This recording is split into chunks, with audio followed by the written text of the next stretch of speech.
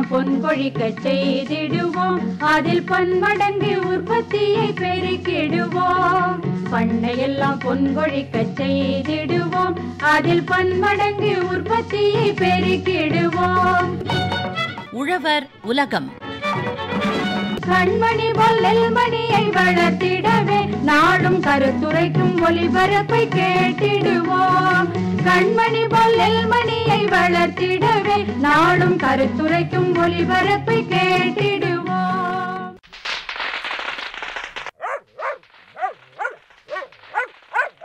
அடடா, என்னாச்சு எங்க குட்டிக்கு? வெளியே கத்திக்கிட்டே இருக்கு. நான் சமையல் வேலையை பாப்பனா என்ன பண்ணுவேன்? இந்த ராசி எங்க போனா?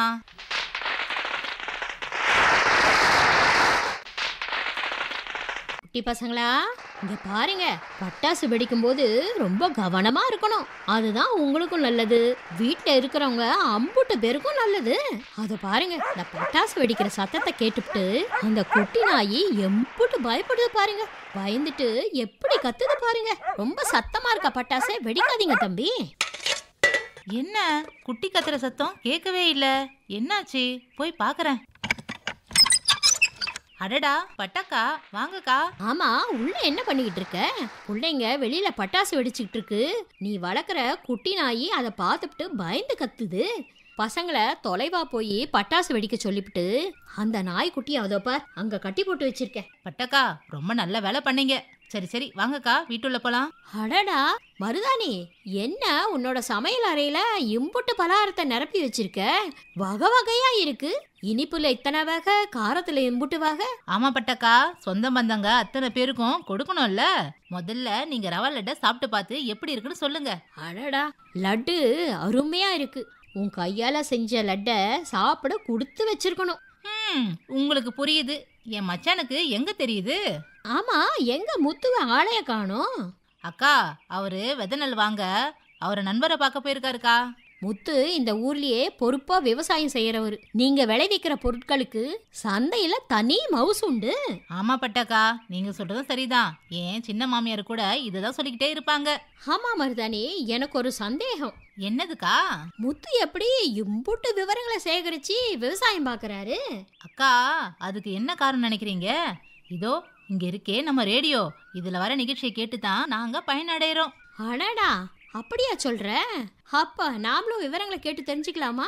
கண்டிப்பாக்கா, இப்ப கூட நிகழ்ச்சி வர போகுது. நாம இப்படி உட்காந்து அவங்க என்ன சொல்றாங்கன்னு கேட்டு தெரிஞ்சுப்போம்.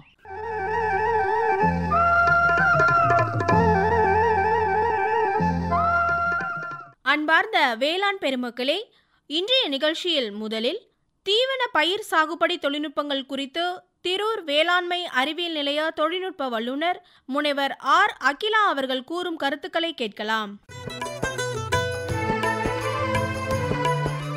கால்நடைகளுக்கு முக்கியமாக பார்த்தீங்கன்னாக்க தீவன பயிர்கள் ரொம்ப ரொம்ப முக்கியமான இது. கால்நடைகளுக்கு ஒரு நல்ல தீவனங்கள் கொடுத்தாதான் அது நல்ல பால் கறக்கும், அது மாடும் நல்லா செழுமையாக வளரும். இப்போ பார்த்தீங்கன்னா அதனால நம்ம தீவன பயிர்களுக்கு ஒவ்வொரு விவசாயிகளும் தீவன பயிர்களுக்கு நம்ம முக்கியத்துவம் கொடுத்தாதான் நம்ம கால்நடைகளை நல்லா வளர்க்க முடியும். இப்போ பார்த்தீங்கன்னாக்கா நம்ம இந்தியாவில் பார்த்தீங்கன்னாக்கா இந்தியாவில் வேளாண்மையும் கால்நடை வளர்ப்பும் ஒன்று இணைந்து விவசாயிகளுக்கு நல்ல பயன் தரக்கூடிய வகையில் இருக்கு. உலகில் உள்ள கால்நடை எண்ணிக்கையில் 1/5 இந்தியாவில் இருந்த போதிலும் அவற்றிலிருந்து கிடைக்கும் உணவுப் பொருட்கள் இப்போ பார்த்தீங்கன்னாக்கா பால், முட்டை மற்றும் இறைச்சி ஆகியவை நமக்கு தேவையான அளவு கிடைப்பதில்லை. இந்தியா மற்றும் தமிழ்நாட்டில் பொதுவாக நமது கால்நடைகளுக்கு தேவையான தீவனத்தின் அளவில் சுமார் 50% மட்டுமே கொடுக்கப்படுகிறது. அதுவும் பார்த்தீங்கன்னாக்கா தானியத்தை அறுவடை செய்த பின் கிடைக்கும் சத்து குறைவான உபப்பொருட்களான வைக்கோல், அதுக்கப்புறம் சோளம், கம்பு, மக்காச்சோளத்தோட தட்டு, அதுக்கப்புறம் ஹார்வெஸ்ட் பண்ணதுக்கப்புறம் நிலக்கடலையோட கொடி, அதுக்கப்புறம் கரும்போட சோகை, அப்புறம் வாழைத்தண்டு, அதோட இலைகள் ஆகியவை கால்நடைகளுக்கு கொடுக்கப்படுகின்றன. அதிக உற்பத்தி திறன் கொண்ட கலப்பிட கால்நடை வளர்ப்பதன் மூலம் மட்டுமே நாம் உற்பத்தி திறனை சீராக அதிகரிக்க முடியும். அதே சமயத்தில் பார்த்தீங்கன்னாக்கா கால்நடைகளுக்கு தேவையான சமச்சீரான உள்ள தீவனத்தை கொடுப்பதன் மூலமே நமக்கு ஆண்டு முழுவதும் நமக்கு வந்து வருமானம் கிடைக்கும், அதோட உற்பத்தி திறனையும் அதிகரிக்க முடியும். அதை விட்டுட்டு நாம வந்து அந்த தானியத்தில் அறுவடை செஞ்சுட்டு அந்த உபபொருட்களை கொடுக்கறதுனால வந்து கால்நடைக்கு கொடுத்தோம்னாக்க கால்நடைகளுக்கு தேவையான சத்தும் கிடைக்காது. அதே சமயத்தில் கால்நடைகள் மூலம் கிடைக்கக்கூடிய அந்த பொருட்களுடைய அளவும் நமக்கு வந்து குறையும். எனவே இதுக்கு என்ன வழிமுறை அப்படின்னு பார்த்தீங்கன்னாக்க தீவன பயிர்களை வந்து சாகுபடி செய்யணும், அதோட நிலப்பரப்பை வந்து நம்ம வந்து அதிகரிக்கணும். இது பார்த்தீங்கன்னாக்க இதுக்கு நம்ம என்ன பண்ணோம் அப்படின்னு பார்த்தீங்கன்னாக்க அதாவது வந்து குறைந்த நிலப்பரப்பில் வந்து அதிக மகசூல் தரக்கூடிய தீவன பயிர்களை தேர்ந்தெடுத்து நம்ம வந்து பயிர் செய்யணும். அப்புறம் 2வது முறைக்கு அதுக்கு உண்டான பிராக்டிஸ், அது உளவியல் உத்திகளை வந்து கடைபிடிக்கணும். அதுக்கப்புறம் எது மானாவாரிக்கு எது இரவு பயிர்களுக்கு ஏற்றது அப்படிங்கிற தீவன பயிரை வந்து நம்ம தேர்ந்தெடுத்து பயிர் செய்யணும். அதுக்கப்புறம் வந்து பார்த்தீங்கன்னாக்க பிரச்சனைக்குரிய மண்ணா நம்ம அதில் வந்து அவ்வளோக்கா பயிர் செய்ய மாட்டோம். அந்த பிரச்சனைக்குரிய மண் வகைகளில் வளர்க்கக்கூடிய தீவன பயிர்களை செலக்ட் பண்ணி நாம் வந்து பயிர் செய்யணும். இப்போ இந்த மாதிரி பார்த்தீங்கன்னா இப்போ தீவன பயிர்களில் பார்த்தீங்கன்னாக்க நிறைய வகைகள் இருக்குது. இப்போ வந்து தானிய தீவன பயிர்கள்னு ஒன்று இருக்குது, அப்புறம் புல் வகை தீவன பயிர்கள் இருக்குது, பயிர் வகை தீவன பயிர்கள் இருக்குது, அப்புறம் தீவன மரங்கள்னு இருக்குது. இப்போ நம்ம வந்து இதெல்லாம் என்னென்னா இதில் வந்து எப்படி வளர்க்கணும், இதோட வந்து உளவியல் உத்திகள் என்னென்ன அப்படிங்கிறத பற்றி நம்ம வந்து பார்க்கலாம். இப்போ வந்து தானிய தீவன பயிர்கள் அப்படின்னு பார்த்தீங்கன்னாக்க அதில் வந்து நம்ம வந்து மானாவாரியாகவும் பயிர் செய்யலாம், இரவையிலும் பயிர் செய்யலாம். இரவைன்னு பார்த்தீங்கன்னாக்கா உங்களுக்கு வந்து மக்காச்சோளம், சோளம், கம்பு. மானாவாரி பயிர்கள்னு பார்த்தீங்கன்னாக்கா சோளம், கம்பு.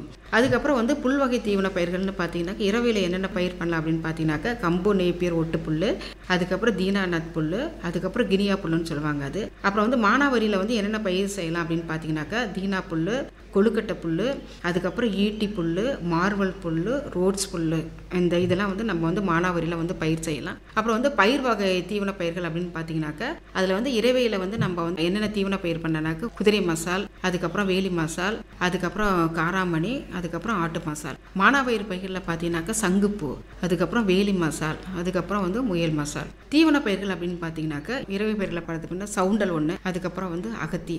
இதே வந்து மானாவாரிகளில் பயிர் செய்யணும் அப்படின்னு பார்த்தீங்கன்னாக்கா வெல்வேல், கருவேல், அதுக்கப்புறம் சித்தகத்தி, சவுண்டல். இதையும் வந்து நம்ம மானாவாரியை பயிர் செய்யலாம். இப்போ வந்து நம்ம ஒவ்வொன்றா வந்து அதோட வந்து உளவியல் உத்திகளை வந்து நம்ம பார்க்கலாம். இப்போ வந்து கம்பு, நேப்பியர், ஒட்டுப்புல் அப்படின்னு பார்த்தீங்கன்னாக்கா இதோட பருவம் என்ன பார்த்தீங்கன்னா இது வந்து இரவையாக தான் பயிர் செய்யணும். இதை வந்து நம்ம வந்து ஆண்டு முழுவதும் பயிர் பண்ணலாம். இது வந்து பார்த்தீங்கன்னாக்கா எல்லா வகை மண் வகைகளுக்கும் ஏற்றது. இதுக்கு வந்து முன்செய் நேர்த்தி அப்படின்னு பார்த்தீங்கன்னாக்கா 2 முதல் 3 முறை வந்து உழவு செய்து நிலத்தை பயன்படுத்திட்டு 10 சென்டிமீட்டர் இடைவெளியில் வந்து பார்கள் அமைக்கணும். அதுக்கப்புறம் இடைவெளின்னு பார்த்தீங்கன்னாக்கா 50 சென்டிமீட்டர் தான், 50 × 50 சென்டிமீட்டர். அதுக்கப்புறம் விதை இது வந்து பார்த்தீங்கன்னாக்கா ஹெக்டருக்கு வந்து எவ்வளோன்னு பார்த்தீங்கன்னாக்கா இதுக்கு வேர்க்கரணை மூலமாக தான் இது வந்து நம்ம பயிர் பண்ணுறோம். வேர்க்கணை அல்லது வந்து தண்டு கரணைன்னு சொல்லுவாங்க. அது வந்து 40,000 கரணைகள் ஹெக்டருக்கு. அதுக்கப்புறம் உர அளவு அப்படின்னு பார்த்தீங்கன்னாக்கா தொழு உரம் வந்து 25 டன்னு. அதில் வந்து தலைச்சத்து, மணிச்சத்து, சாம்பல் சத்து. தலைச்சத்து வந்து 50, மணிச்சத்து 50, சாம்பல் சத்து 40 கொடுக்கக்கூடிய யூரியா, சூப்பர், பொட்டாஸ் வந்து நம்ம இடணும். அதுக்கப்புறம் மேலுரம் அப்படின்னு பார்த்தீங்கன்னாக்கா ஒவ்வொரு அறுவடைக்கு பின்னாடி வந்து 75 கிலோ தலைச்சத்து.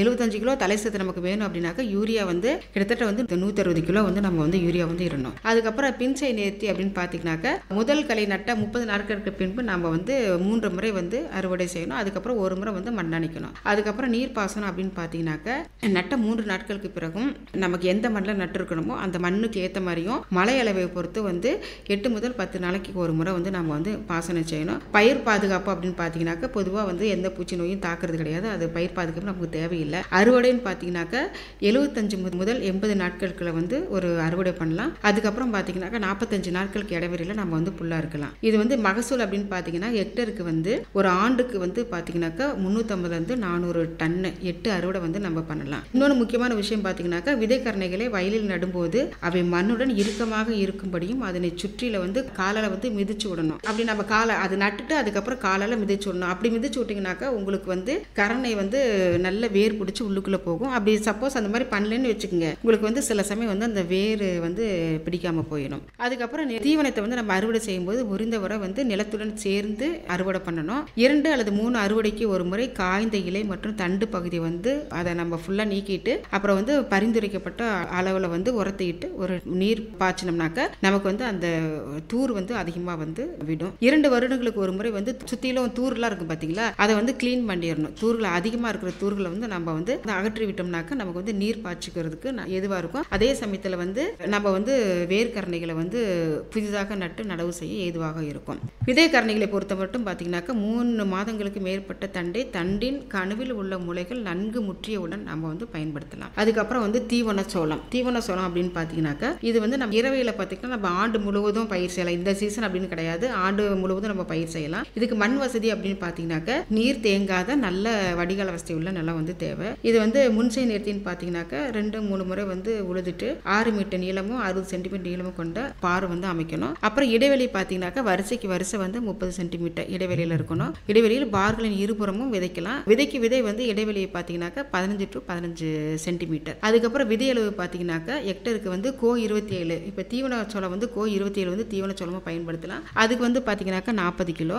அதுக்கப்புறம் வந்து கோ எஃப்எஸ் 29 அந்த இது பார்த்தீங்கன்னாக்க 12.5 கிலோ தேவை. இதுக்கப்புறம் உர அளவு பார்த்தீங்கன்னாக்க அடி உரம் வந்து தொழு உரம் வந்து 25 டன்னு, தலை மணிச்சத்து சாம்பல் சத்து பார்த்தீங்கன்னா 30-40 வந்து 20. அதுக்கப்புறம் இந்த மேலுரம் அப்படின்னு பார்த்தீங்கன்னாக்க விதைத்த 25 நாட்கள் கழித்து தலைச்சத்தை வந்து 30 கிலோ. இது வந்து கோ எஃப்எஸ் 29 சோளத்துக்கு ஒவ்வொரு அறுவடைக்கு பின்னாடி நம்ம வந்து இடணும். அதுக்கப்புறம் இதுக்கு பின்சை நேர்த்தி அப்படின்னு பார்த்தீங்கன்னாக்க இந்த நம்ம விதையை விதைச்சிட்டு ஒரு 25 நாட்களுக்கு அப்புறம் ஒரு களை எடுக்கணும். அதுக்கப்புறம் நீர் பாசனம் அப்படின்னு பார்த்தீங்கன்னாக்க மண்ணுக்கு ஏற்ற மாதிரியும் அதே சமயத்தில் வந்து மழை அளவை பொறுத்து 8 முதல் 10 நாளைக்கு ஒரு முறை வந்து நம்ம வந்து நீர் பாய்ச்சணும். அதுக்கப்புறம் வந்து பார்த்தீங்கன்னாக்க பயிர் பாதுகாப்பு அப்படின்னு எடுத்துக்கிட்டீங்கன்னாக்க அதில் வந்து குருத்தி வந்து வரும். விதத்தை 10வது நாட்கள்னா டைமித்தையோட் அப்படின்னு சொல்லிட்டு 30 ஈசிக்கு வந்து 500 ml அது வந்து 250 லிட்டர் நீரில் கலந்து நம்ம வந்து தெளிக்கணும். அதுக்கப்புறம் பார்த்தீங்கன்னாக்க மாடு சாப்பிட்றது இல்லைங்களா, அதனால 30 நாட்களுக்கு முன் வந்து மருந்துகளை வந்து நம்ம வந்து நிறுத்திடணும். அதுக்கப்புறம் அறுவடை அப்படின்னு பார்த்தீங்கன்னாக்க விதைத்தை வந்து 65 முதல் 70 நாட்களுக்கு பிறகு நம்ம வந்து அறுவடை பண்ணலாம். அதுக்கப்புறம் மருதாம்பு பயிர் வந்து 60 to 65 நாட்களுக்கு ஒரு முறை. அதுக்கப்புறம் பசுந்தீவன மகசூல் அப்படின்னு பார்த்தீங்கன்னாக்க 160 முதல் 170 டன்னு. அதுக்கப்புறம் பசுந்தீவன மகசூல் கோ 27 பார்த்தீங்கன்னாக்க 40 டன்னு. இதே இது வந்து நம்ம சோளத்தை வந்து ஒரு முறை வந்து அறுத்துட்டு மருதாம்பு பயிராக போட்டோன்னு பார்த்தீங்கன்னாக்க 25 டன் வந்து கிடைக்கும். இதுவரை தீவன பயிர் சாகுபடி தொழில்நுட்பங்கள் குறித்து திரூர் வேளாண்மை அறிவியல் நிலைய தொழில்நுட்ப வல்லுநர் முனைவர் ஆர் அகிலா அவர்கள் கூறிய கருத்துக்களை கேட்டீர்கள்.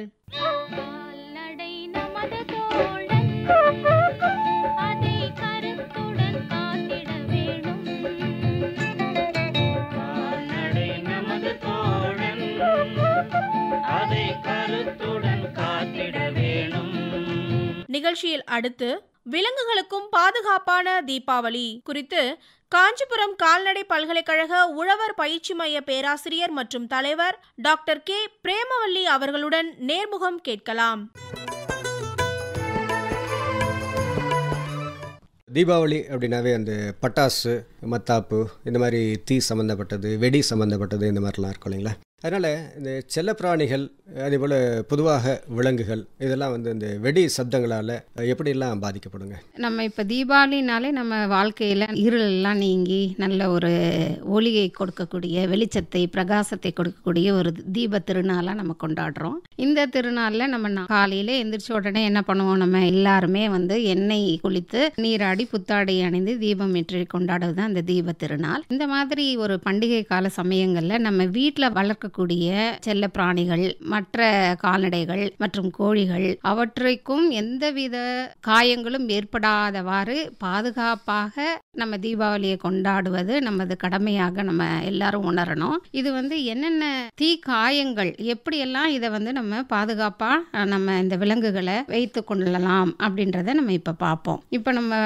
முதல்ல நம்ம பார்க்கும்போது இதுக்கு என்னன்னு சொன்னீங்கன்னா, ஃபர்ஸ்ட் இது வந்து செல்ல பிராணிகளை வெடிவெடிப்பதனால என்ன ஆகும்னா அதனோட காதுகளுக்கு நம்ம பாதுகாப்பு கொடுக்கணும். ஏன்னா காதுகள் பாதிக்கப்படும். ஏன்னா பட்டாசு வெடிக்கிறதுனால நிறைய சவுண்ட், அது மிக அதிகமான ஒரு சப்தங்கள் வந்து ஏற்படுறதுனால அந்த காதில் இருக்கக்கூடிய நரம்புகள் வந்து பாதிக்கப்பட்டு அதனால காது கேளாமை கூட ஏற்படுறதுக்கு வாய்ப்புகள் இருக்கு. இது வந்து எதை பொறுத்து இருக்குன்னா, இந்த பாதிப்பானது இந்த வெடி சத்தத்தினுடைய அளவை பொறுத்து இருக்கு. சிறிய சத்தம்னா அவ்வளோ பாதிப்பு சிறியதாக இருக்கும். அதே மிகப்பெரிய சத்தங்கள், வெடி சத்தம் அழுத்தங்கள் வரும்போது நிரந்தரமாக இந்த செல்ல பிராணிகளுக்கு அதை உதாரணமாக நம்ம செல்ல நாய்க்குட்டிகள் பூனைக்குட்டிகளுக்கு வந்து நிரந்தரமாகவே காது கேளாமை அப்படின்றது ஏற்படுறதுக்கு மிகப்பெரிய ஆபத்து இருக்கிறது. செல்ல பிராணிகளை வளர்ப்போர் வந்து தீபாவளி வருதுன்னா அதற்கு முன்னெச்சரிக்கையாக சில நடவடிக்கைகளை மேற்கொண்டா நம்ம இந்த பாதிப்புல இருந்து இந்த செல்ல பிராணிகளை நம்ம வந்து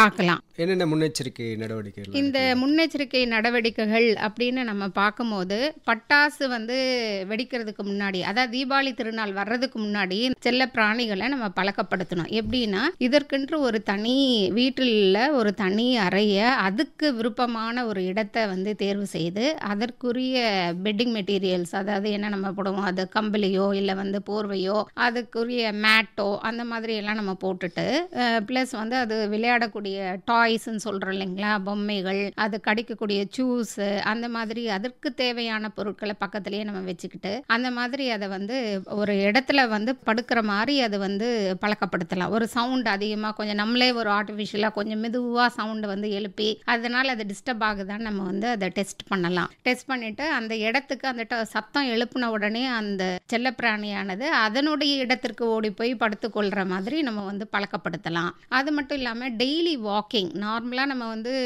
செல்லப்பிராணிகளை வளர்க்குறவங்க காலையில் நடைப்பயிற்சி கூட்டு போனோம்னா அதனோட காலை கடையில் அது கழிப்பதற்கும் சரி, உடல் உபாதைகளை வந்து இது பண்ணுறதுக்கும் சரி, அது நடைப்பயிற்சி ஆகும். அந்த பயிற்சியை நம்ம வந்து ஒவ்வொரு பெட் ஓனரும் நம்ம வந்து பண்ணணும். இந்த மாதிரி இருக்கும்போது இப்போ தீபாவளி 6 to 7 காலையில் பட்டாசு வெடிக்கலாம் அப்படின்னும் போது அது உடல் உபாதையை கழிக்கக்கூடிய நேரமாக இருந்தால் அது மிகவும் அவஸ்தைப்படும். அதனால் முன்கூட்டியே 1 மாதத்திற்கு முன்னாடி இந்த மாதிரி பயிற்சிகளை அளித்தால் அது வந்து எல்லா செல்ல பிராணியும் நல்லாவே இருக்கும். அது மட்டும் இல்லாமல் இந்த வெடி சத்தம் வரும்போது அது அதனுடைய இடத்தில் வந்து படுத்துக்கொள்ளுமாறு நம்ம வந்து அதை பழக்கப்படுத்தணும். 2 அது மட்டும் இல்லாமல் அந்த வெடி சத்தம் கிடைக்கிற அந்த வரக்கூடிய சமயங்களில் எந்த அறையில் நம்ம வச்சுருக்கிறோமோ அந்த அறையில் இருக்கக்கூடிய கதவு, ஜன்னல் இது எல்லாமே நம்ம வந்து கரெக்டாக மூடிட்டு திரை சீலைகள்லாம் நம்ம வந்து போட்டு வச்சுட்டோம்னா அந்த நாய்ஸுங்கிற அந்த சத்தம் வந்து உள்ள அந்த அறையின் உள்ள புகாதவாறு நம்ம பாதுகாப்பாக நம்ம வச்சுக்கிட்டோமாவே எந்த ஒரு டிஸ்டர்பன்ஸோ இல்லை இந்த செல்ல பிராணிகளுக்கு இல்லாதவாறு நம்ம வந்து பார்த்து கொள்ளலாங்க. தீபாவளி சமயத்தில் தெரு நாய்கள்லாம் எப்படி பாதுகாக்கலாம் டாக்டர்? ஏன்னா தெருவில் தான் நிறைய பேர் பட்டாசுலாம் வெடிப்பாங்க இல்லைங்களா? தெரு நாய்கள் அப்படின்னு பார்க்கும்போது இப்போ வீட்டு வளர்க்கக்கூடிய நாய்களை நம்ம வந்து ஒழுங்காக நம்ம வந்து எல்லாருமே பார்த்துருவோம், அது நம்மளுடைய கடமையும் ஆகும். ஆனால் தெரு நாய்களில் வந்து இந்த பட்டாசு சத்தம் கேட்ட உடனே எங்கே போகிறதுன்னே தெரியாமல் அது வந்து அதுக்கு உரிய இடம் இல்லை இல்லைங்களா. வீட்டில் வளர்க்கக்கூடிய நாய்னா அதனுடைய அறையை தேடி ஓடி போய் அது பாதுகாப்பாக இருந்துக்கும். ஆனால் தெரு நாய்களுக்கு எந்தவித இருப்பிட வசதியும் இல்லாததுனால வெடி சத்தம் கேட்ட உடனே அது அலற ஆரம்பிச்சிச்சு, திக்குமுக்கா ஓடும், 4 திசைக்கும் தெரிச்சு ஓடி அது எங்கே இடம் கிடைக்குதுன்னு பார்க்கும். அதனால நம்ம தெருவாசிகள் அங்க இருக்கக்கூடிய அந்த பெட் லவர்ஸ் வந்து என்ன பண்ணலாம்னா ஒரு பொதுவான இடத்தை தேர்வு செய்து அங்க அந்த கம்பளி துணி அந்த துணிகள்லாம் போட்டு அதுக்கு கொஞ்சம் குளிர்ந்த தண்ணீர் வந்து வைக்கக்கூடிய தண்ணீர் கலன், அப்புறம் உணவோடக்கூடிய உணவு கலன், இந்த மாதிரி எல்லாம் நம்ம கொஞ்சம் வச்சிருந்தாங்கன்னா பாதுகாக்கிறதுக்கு ஒரு பொதுவான இடத்தை தேர்வு செய்து வைத்துக் கொள்வது நன்மை அளிக்கக்கூடியதா இருக்கும். இப்போது பட்டாசு வெடிக்கும் போது இந்த செல்லப்பிராணிகள்லாம் பயப்படும் இல்லைங்களா? இந்த மாதிரி சமயத்தில் அதை எப்படி அமைதிப்படுத்தலாம் டாக்டர்? அமைதிப்படுத்துவது அப்படின்றது சிறிய வெடியாக இருக்கும்போது பிரச்சனை இருக்காது, அந்த அளவுக்கு பெரிய பிரச்சனை இருக்காது. ஒரு பெரிய வெடியாக இருக்கும்போது அது வந்து அதனோட அறைக்கு அது தேடி போய் அது படுத்துக்கொள்ளும். அது அப்படியும் முடியாமல் ரொம்ப அயற்சி ஆகி பயத்தோடையும் கவலையோடையும் அது வந்து இருக்கும்போது இது யூஸ்வலாக என்ன பண்ணோம்னா வீட்டில் இருக்கக்கூடிய சோஃபா கடியில், பெட்டு கடியில், டேபிள் கடியில், பெஞ்சு கடியில், சேரு கடியில் போய் அது வந்து இருக்குங்க. இப்போ அமைதியாக இருக்கக்கூடியது பெட் ஓனருக்கு எந்த வித தொந்தரவும் கொடுக்காது.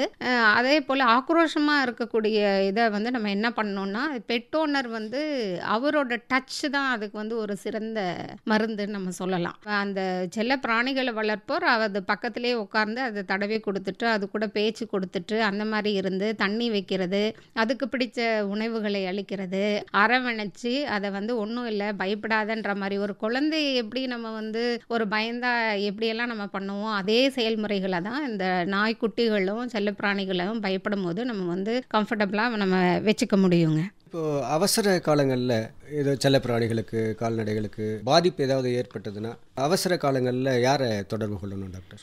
அவசர காலங்களில் தொடர்பு கொள்ள வேண்டியது அனிமல் மெடிசன் மொபைல் சர்வீஸ் இருக்குங்க, ஆம்புலன்ஸ் சர்வீஸ் வந்து இதனுடைய எண் அப்படின்னு பார்த்தீங்கன்னா 1962, அதாவது 1962 அப்படின்ற ஒரு எண்ணில் நீங்கள் வந்து ஆம்புலன்ஸ், அனிமல் ஆம்புலன்ஸ்னு சொல்லலாம். இதை விலங்குகளுக்கான அவசர உதவி கால ஊர்தி. இது அந்த ஊர்தியில் என்ன ஸ்பெஷாலிட்டி இருக்குது அப்படின்னு பார்த்தீங்கன்னா, ஒரு கால்நடை மருத்துவர் இருப்பார், ஒரு அட்டெண்டர் உதவியாளர் ஒருத்தர் இருப்பார், அந்த வாகனத்தை ஓட்டக்கூடிய டிரைவர் வந்து ஓட்டுநர் இருப்பார். இவங்க 3 பேருமே அந்த ஆம்புலன்ஸில் இருப்பாங்க. எல்லா டிஸ்ட்ரிக்ட்லையும் இந்த ஆம்புலன்ஸ்ன்றது கால்நடை பராமரிப்பு துறையில் டிஸ்ட்ரிக்ட் ஹெட் குவார்ட்டர்ஸில் இது வந்து மண்டல இணை இயக்குநர்கள் அலுவலகங்களில் இருக்கிறது. இந்த எண்ணை நம்ம வந்து தொடர்பு கொண்டோம்னா நம்ம வந்து அந்த எமர்ஜென்சி காலத்தில் அவசர உதவிக்கு நம்ம முதலுதவி சிகிச்சையும் கூட நம்ம வந்து இந்த அடிப்பட்ட விலங்குகளுக்கோ இல்லை வந்து தீ காயமடைந்த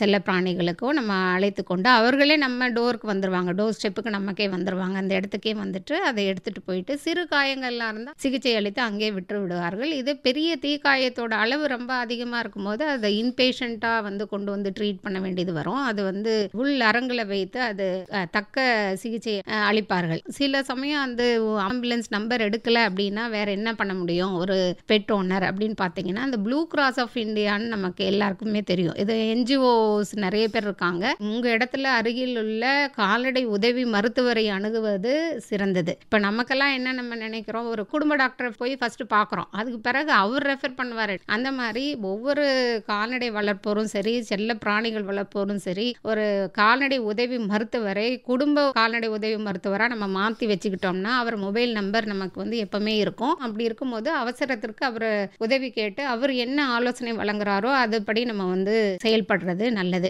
அது மட்டும் இல்லாமல் ப்ளூ கிராஸ் ஆஃப் இந்தியாவோட நம்பரும் நம்ம எல்லாரும் தெரிஞ்சு வச்சிருக்கணும். அதே மாதிரி அந்தந்த டிஸ்ட்ரிக்ட்ல இருக்கக்கூடிய கால்நடை பராமரிப்பு துறை அந்த அலுவலகங்க இருக்கிற இல்லைங்களா, அந்த தொலைபேசி எண் மற்றும் அங்கே இருக்கக்கூடிய கால்நடை பெரு மருத்துவமனை, அப்புறம் வந்து கால்நடை மருத்துவம், நம்ம மருந்தகம்னு சொல்கிறோம் இல்லையா, ஒரு சின்ன வில்லேஜ்னா மருந்தகம் இருக்கு, அங்கேயும் டாக்டர்ஸ் இருந்திருப்பாங்க. ஸோ இந்த தொலைபேசி எண்களையும் நம்ம வந்து தயாராக வைத்துக்கொள்வது எக்காலத்திலும் சிறந்தது. தீபாவளி பண்டிகை மட்டும் இல்லை, எந்த நேரத்திலையும் எக்காலத்துக்கும் இந்த அவசர உதவி எண்களை ஒவ்வொருவரும் கட்டாயம் தெரிந்து வைத்துக் கொள்வது என்பது மிக அத்தியாவசியமாக இருக்கிறது.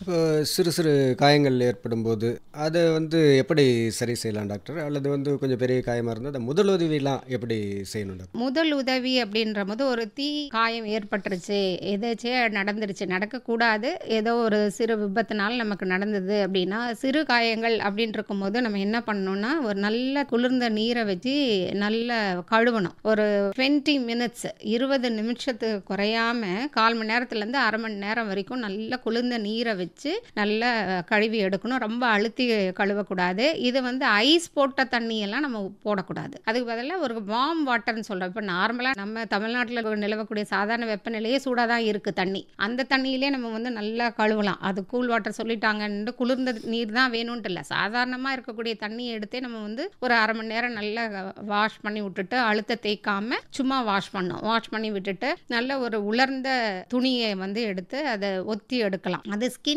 வர்ற மாதிரி கூட கையோட வர மாதிரி இருந்ததுன்னா அதையும் நம்ம பண்ண தேவையில்லை. சும்மா நம்ம தண்ணி ஸ்கின் வரல, திரு காயம் தான் இருக்குது அப்படின்னும் போது அதை வந்து ஒத்தி நம்ம வந்து எடுக்கலாம். எடுத்துட்டு நீங்கள் பேண்டேஜ் வந்து நம்ம வந்து போடலாம். பேண்டேஜ் கிளாத் நமக்கு எல்லா ஃபார்மசிலையும் நமக்கு வந்து கிடைக்கும். அந்த காஸை எடுத்து லேசாக சுற்றணும். ரொம்ப அழுத்தி ப்ரெஷர் போட்டு அழுத்தி இறுக்கமாக சுற்றாமல் லேசாக நம்ம வந்து சுற்றி விட்டோம்னா அது கம்ஃபர்டபுளாக நமக்கு வந்து இருக்கும். அந்த மாதிரி வந்து பண்ணலாம். அதே போல் ஒவ்வொருத்தரும் நம்ம வீட்லேயும் சரி, நமக்கும் சரி, நம்ம வீட்டு செல்லப்பிராணிகளுக்கும் சரி முதலுதவி பெட்டி அப்படின்றது ரொம்ப ரொம்ப அவசியம். அது இந்த தீபாவளி சமயத்தில் நமக்கு தீக்காயங்கள் ஏற்படக்கூடாது. அப்படி ஏற்பட்டுடுச்சு, ஆக்சிடெண்ட்டாக நடந்துடுச்சு, நம்ம என்ன பண்ணணும், ஒரு சின்ன ஒரு முதலுதவி பெட்டி நம்ம வச்சுக்கணும். அதில் என்னென்ன பொருட்கள் இருக்கணும் அப்படின்னு நம்ம பார்த்தோம்னா ஃபஸ்ட்டு வந்து இந்த பேண்டேஜ் கிளாத் அது வந்து நம்ம வந்து வச்சுக்கலாம். ஒரு சின்ன சிசர் வந்து நம்ம வச்சுக்கலாம். ப்ளஸ் வந்து இந்த ஆயின்மெண்ட் எல்லாம் இருக்கு இல்லைங்களா, பர்னுக்கு வந்து நம்ம போட போடக்கூடிய ஆயின்மெண்ட் அது வந்து நம்ம வச்சுக்கலாம். அதே மாதிரி இப்போ வந்து இந்த ஆயுர்வேதிக் ப்ராடக்ட் கூட வந்து இருக்குது. இந்த ஆலோவேரா ஜெல் அந்த மாதிரி எல்லாம் நமக்கு வந்து முகத்தில் போடுவாங்க நிறைய பேர். அந்த மாதிரி இருக்கக்கூடிய ஜெல்லு கூட நம்ம வச்சுட்டு அது கூலாக இருக்கும். கொஞ்சம் அந்த தீ காயத்து மேலே இதை அப்ளை பண்ணும்போது அது கூலாக வந்து இருக்கும். இது ஃபஸ்ட் எய்டு தான். இது ட்ரீட்மெண்ட் வந்து கம்ப்ளீட் க்யூரக்குரிய ட்ரீட்மெண்ட் கிடையாது, ஃபஸ்ட் எய்டு தான். இது ஹாஸ்பிட்டலுக்கு போகிறதுக்கு முன்னாடி நம்ம ஒரு பெட் ஓனராக வீட்டில் செய்யக்கூடிய முதலுதவியை தான் நம்ம வந்து பார்க்குறோம். ஸோ இந்த மாதிரி நம்ம வந்து ஒரு ஆன்டிபயோட்டிக் ஏதாவது நம்ம வச்சுருக்கலாம், ஆயின்மெண்ட் ஏதாவது நம்ம வைக்கலாம். போடுறதுல தப்பு ஒன்றும் இல்லை அதெல்லாம். ஆனால் ஸ்கின் வெளியில் வந்துடக்கூடாது. அந்த அடிப்பட்ட இடத்துல இந்த தீ காயம் வந்து ரொம்ப வெடிச்சிருச்சு, பெரிய பெரிய தீ காயங்கள் இருக்கும்போது நம்ம எதுவுமே டிஸ்டர்ப் பண்ணக்கூடாது. சும்மா வாஷ் மட்டும் பண்ணிவிட்டு ஒரு பேண்டேஜ் மாதிரி லூஸாக அப்ளை பண்ணிவிட்டு உடனே நம்ம ஹாஸ்பிட்டலுக்கு நம்ம இந்த அடிப்பட்ட செல்ல பிராணிகளை நம்ம எடுத்துகிட்டு போயிட்டு மேல் உதவிக்காக முதலுதவி அளிச்சிட்டோம். இது ஃபர்தராக அதுக்கு ட்ரீட்மெண்ட்டுக்கு நம்ம உடனே எடுத்துகிட்டு போக வேண்டியது மிகவும் அவசியமாக இருக்குது. டாக்டர், இப்போது தீபாவளி சமயத்தில் கால்நடை பண்ணைகள், கோழி பண்ணைகள் இதெல்லாம் எப்படி நம்ம பாதுகாக்கணும் டாக்டர்? இப்போ செல்ல பிராணிகளுக்கு நம்ம வந்து குறிப்பிட்டோம் இல்லையா, எப்படி பாதுகாப்பாக வச்சுக்கணும் அப்படின்ட்டு. எப்போவுமே நம்ம வந்து பட்டாசு வெடிக்கும் போது இந்த செல்ல பிராணிகள் பக்கத்துலேயோ இல்லை கோழி பண்ணைகள் பக்கத்துலேயோ இல்லை ஆட்டு பண்ணை மாட்டு பண்ணை என்ன கால்நடை பண்ணைகளை வச்சுருக்கீங்களோ அது அருகில் இருக்கவே கூடாது. ஒன்று, ரொம்ப தூரமாக தான் வந்து பட்டாசை போய் வெடிக்கணும். அதே போல் பண்ணைகள் அப்படின்னும் போது அவரவர் வசதிக்கு ஏற்றபடி நம்ம வீடு கட்டுற மாதிரி அவரவர் வசதிக்கு ஏற்றபடி இந்த பண்ணையாளர்கள் தங்களது பண்ணைகளை அமைத்துக் கொள்ளுகிறாங்க. எளிதில் தீப்பற்றக்கூடிய பொருட்களான இந்த ஓலைகள், கீத்து கொட்டாயின்னு சொல்கிறோம் இல்லைங்களா, அந்த மாதிரி நம்ம பண்ணை வைத்திருக்கிறவங்க மிகவும் கவனத்தோடு இருக்க வேண்டியது இருக்குது. இது வந்து நம்ம பண்ணையை சுற்றிலும் இருக்கக்கூடிய மக்களுக்கு நம்ம முன்கூட்டியே போய் நம்ம வந்து அவர்களை அறிவுறுத்தணும். இந்த மாதிரி பட்டாசு இங்கே வெடிக்காதீங்கன்ற மாதிரி நம்ம அறிவுறுத்துறது சால சிறந்ததாக இருக்குங்க. சில பேர் இந்த வேடிக்கை விளையாட்டுக்காக விலங்குகளை துன்புறுத்தக்கூடிய வகையில் அந்த பட்டாசுலாம் வெடிப்பாங்க இல்லைங்களா, அந்த மாதிரிலாம் செய்யக்கூடாது. அந்த மாதிரிலாம் செஞ்சு ஏதாவது தண்டனைலாம் உண்டுங்களா? விலங்குகளுக்கு துன்பத்தை ஏற்படுத்தினால் அதுக்கு வந்து SPCA என்ற ஒரு ஆர்கனைசேஷன் வந்து இருக்குங்க. அதில் நம்ம வந்து அந்த தெருவாசிகள் அதில் ஒரு கம்ப்ளைண்ட் வந்து நம்ம வந்து கொடுக்கலாம். அது மட்டும் இல்லாமல் அவசர போலீஸ் எண் இருக்கு இல்லைங்களா, அங்கேயும் நம்ம வந்து ரிப்போர்ட் பண்ணலாம். அது மட்டும் இல்லாமல் உள்ளாட்சி நிர்வாகத்தினர்கிட்ட கூட போயிட்டு நம்ம ஒரு அவங்களோட கவனத்தை நம்ம வந்து ஈர்த்து இதற்கு என்ன தக்க வழியோ அதை வந்து நம்ம செய்யறதும் நம்மளோட கடமையாக இருக்குங்க. அதனால் இந்த மாதிரி வழிகளையும் நம்ம வந்து செய்யலாம். அதனால் பொதுவாக மக்கள் வந்து மனிதர்களுக்கும் சரி விலங்குகளுக்கும் பாதுகாப்பாக நம்ம வந்து தீபாவளியை கொண்டாடணும் இல்லைங்களா? ஆமாங்க. உலகத்தில் உள்ள அத்தனை ஜீவராசிகளுக்குமே இந்த உலகம் சொந்தமானது. அதனால் இந்த இடம், இந்த சுற்றுப்புற சூழல் நமக்கு மட்டும் சுவாசிக்கிறதுக்கு மட்டும் இல்லாமல் செல்ல பிராணிகள் அனைத்துக்குமே சொந்தமானது. ஸோ அவங்களும் நல்ல ஒரு சுகாதாரமான காற்றை சுவாசிக்கணும், அவங்களும் உயிர் வாழணும், நம்மளும் உயிர் வாழணும். இதுதான் வந்து பயாலஜிக்கல் கோ எக்ஸிஸ்டன்ஸ்னு சொல்கிறோம். இது வந்து இருக்கிறதுனால நம்ம தீபாவளி பண்டிகை எவ்வளோ சிறப்பாக நம்ம வந்து கொண்டாடுறோமோ அதே மாதிரி மற்ற விலங்குகளுக்கு நம்ம எந்தவித தீக்காயங்களும் இல்லாமல் பாதுகாப்பாக நம்ம வந்து கொண்டாடிக்கணும். அதனால் விலங்குகளுக்கோ இல்லை செல்லப்பிராணிகளுக்கோ இல்லை கால்நடைகளுக்கோ இல்லை வந்து கோழிகளுக்கோ தீங்கு விளைவிக்காமல் அவர்களையும் நேசித்து நமது சந்தோஷத்தை பகிர்ந்து கொண்டாடும் ஒரு திருவிழாவாகவே இந்த தீபாவளி திருநாள் அமையட்டும் என நல்வாழ்த்துக்களுடன் விடைபெறுகிறேன்.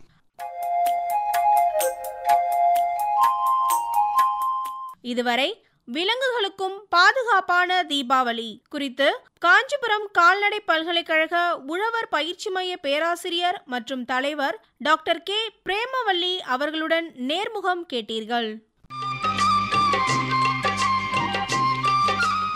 பட்டக்கா, இந்த மாதிரியான விவரங்களை கேட்டு அவர் செயல்படுத்துறதுனால தான் வாழ்க்கையில தன்னம்பிக்கையோட தள்ள நிமிர்ந்து நிக்கிறாரு. காதை எப்பொழுதும் திறந்து வை, நல்லவைகளை கேட்கன்னு சொல்லுவாங்க. நாமும் அதன்படி செயல்படணும். இப்போ நல்லா புரியுது எனக்கு. மருதானே, இன்னொரு விஷயத்த சொல்ல மறந்துட்டேன். என்னதுக்கா? நாம பட்டாசு வெடிச்சு பண்டிகையை கொண்டாடுறோம். ஆனா அது மற்ற உயிர்களுக்கு எந்தவித பாதிப்பும் ஏற்படுத்தாத அளவுக்கு நம்ம பாதுகாப்பா கொண்டாடணும். என்ன நான் சொல்றது சரியா? ஆமாக்கா, நம்மளோட மகிழ்ச்சிக்காக பிற உயிரினங்களுக்கு நாம சிரமம் கொடுக்க கூடாது. அதோட பாதுகாப்பையும் நாம கருத்துல வச்சுக்கணும். சரியா சொன்ன மருதாணி. நம்மள போலவே பிற உயிரினங்களையும் மதிக்கணும், பாதுகாக்கணும். அந்த எண்ணத்தை சரியானபடி நம்ம குழந்தைகளுக்கு சொல்லி கொடுக்கணும் புள்ள. ஆமாக்கா, சரியா சொன்னீங்க. உண்ணும் பொருள் அத்தனையும் விளைத்திடுவோம், நித்தம் உழைப்பால் நில மகளை வணங்கிடுவோம். அமைப்பில் உதவி டி. துர்கா. உண்ணும் பொருள் அத்தனையும் விளைத்திடுவோம் நித்தம் உழைப்பால் நில மகளை வணங்கிடுவோம். நிகழ்ச்சி அமைப்பு எஸ். முருகேசன். பொட்டலையும் பூம்பொழிலாய் திருத்திடுவோம் அதற்கு புத்தம் புது முறைகளையும் புகுத்திடுவோம். பொட்டலையும் பூம்பொழிலாய் திருத்திடுவோம் அதற்கு புத்தம் புது முறைகளையும் புகுத்திடுவோம். இத்துடன் இன்றைய உழவர் உலகம் நிகழ்ச்சி நிறைவு பெறுகிறது. பட்டி தொட்டி சொர்க்கமாக பாடுபட்டே நம் பாரத சமுதாயத்தை உயர்த்திடுவோம். பட்டி தொட்டி சொர்க்கமாக பாடுபட்டே நம் பாரத சமுதாயத்தை உயர்த்திடுவோம்.